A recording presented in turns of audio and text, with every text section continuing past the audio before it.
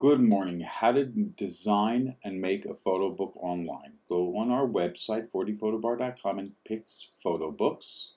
And here we're going to choose a metallic cover, the silver one. Okay, we're going to hit begin creation. I do recommend that you choose the heavyweight Mohawk superfine paper. It's phenomenal. It's what all the top places in the US use as their premium paper. We're going to start with begin creation. And now what I'm going to suggest is that all our projects we save. So we have to create an account and sign in. And the reason I suggest this so strongly is that as you're working on it, if anything happens, you won't lose the work you've done, because it is a bit of work to do a photo book. Here I'm going to just pick a bunch of pictures and upload them. And show you a couple different ideas of how to do a photo book. The higher the quality of the pictures, the better it comes, because remember, we're printing them big. In this case, I'm not going to hit process. I'm going to hit cancel. Here I'm going to take the picture and I'm going to click and put the picture in the middle. Then I can pan zoom and bring the picture down. Then here I'm going to take this picture and add it to the page. Okay, I'm going to take this picture and add it to the page. See, I can move them around. I can take this picture and add it to the page. So I can put one here, and lay it out. And then I can choose a theme as a background. Now what we have with the photo books is, let's say for a baby, we can use soft pastels and just put a background like that behind it.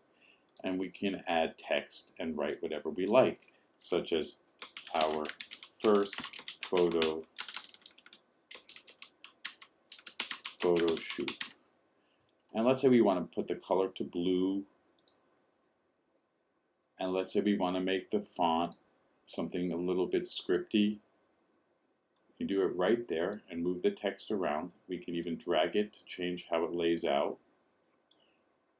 Okay, and then here we are on to the next page. Let's say I want to use, just for example, another image to the page, and I want to make it the background or the full image.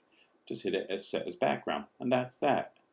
Then over here, I can move the pages around if I want to reorder them. Let's click over here.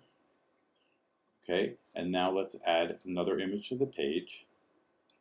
Now, let's say that I want to do something a little bit different this time. I'm going to add an image we already added already. So now I have two images on the page, and I want to use one of the existing layouts. So here are a couple two photo layout samples. If I click 2, it shows you the 2, 3, it shows you 3, 4 is 4. So let's just choose the 2 for right now. I'm going to choose this one. I'm just going to put the images in there. I'm going to choose a theme from behind.